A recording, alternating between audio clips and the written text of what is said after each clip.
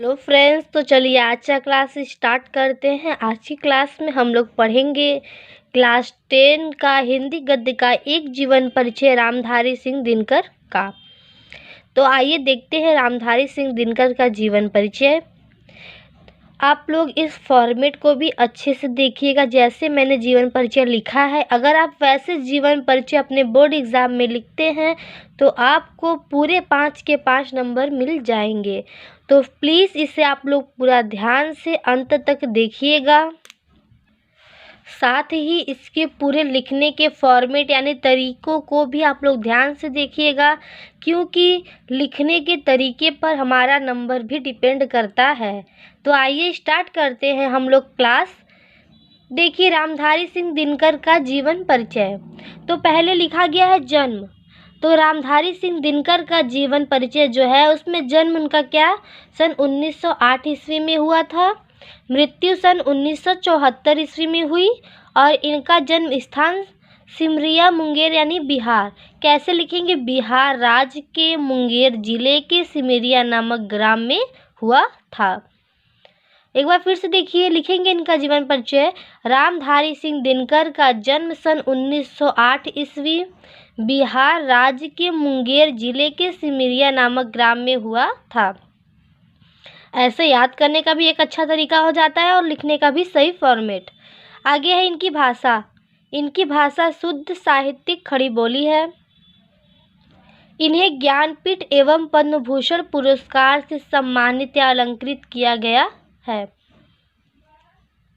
अब उतना लिखने के बाद आप लोग हेडिंग डालेंगे जीवन परिचय, फिर लिखेंगे रामधारी सिंह दिनकर का जन्म सन 1908 ईस्वी बिहार राज्य के मुंगेर जिले के सिमरिया नामक ग्राम में एक साधारण किसान परिवार में हुआ था।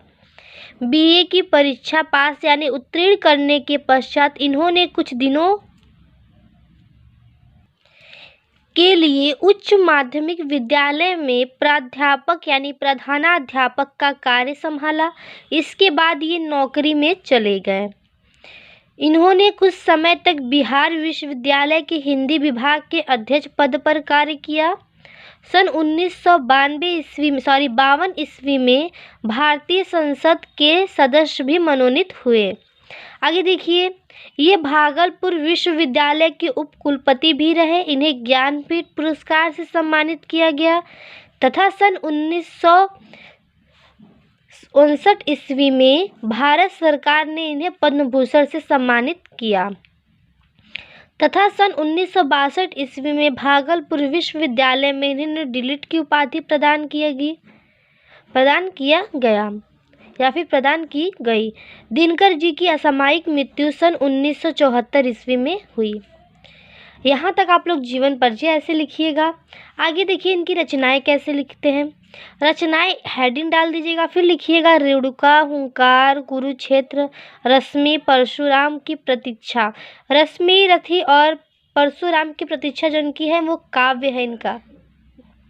फिर है अर्धनारीश्वर, वट पीपल, उजली आग, संस्कृति के 4 अध्याय और देश विदेश। देखिए इनकी जितनी भी रचनाएं हैं सारी इनकी रचनाएं इम्पॉर्टेंट है, तो इनकी आप लोग पूरी रचनाएं याद कर लीजिएगा, क्योंकि इनकी रचनाओं पर ही बहुत सारे बहुविकल्पी प्रश्न पूछे जाते हैं। जैसे मैं आपको एग्जाम्पल में बताना चाहती हूँ, जैसे दिया गया है रश्मि रथी, पूछ देगा कि रश्मि रथी किसकी रचना है, या फिर रश्मि रथी रामधारी सिंह दिनकर की किस विधा की रचना है।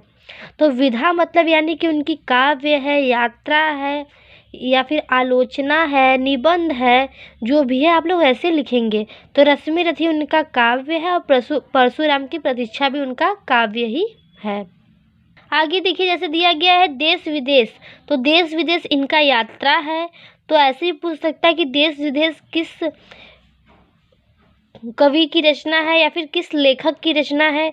तो लेखक इसमें आएगा क्योंकि कवि नहीं आया, क्योंकि ये हमारे किस में है, गद्य में है। तो लेखक इसमें पूछेगा कि रश्मि रथी या फिर परशुराम की प्रतीक्षा या फिर देश विदेश और नारीश्वर, कुछ भी पूछे, क्योंकि इनका सारा ही जितना भी है इनका रचनाएं, इनकी रचनाएं बहुत ही इम्पोर्टेंट होती है और इनकी रचनाओं से ही 3 से 4 नंबर के बहुविकल्पी प्रश्न बन जाते हैं।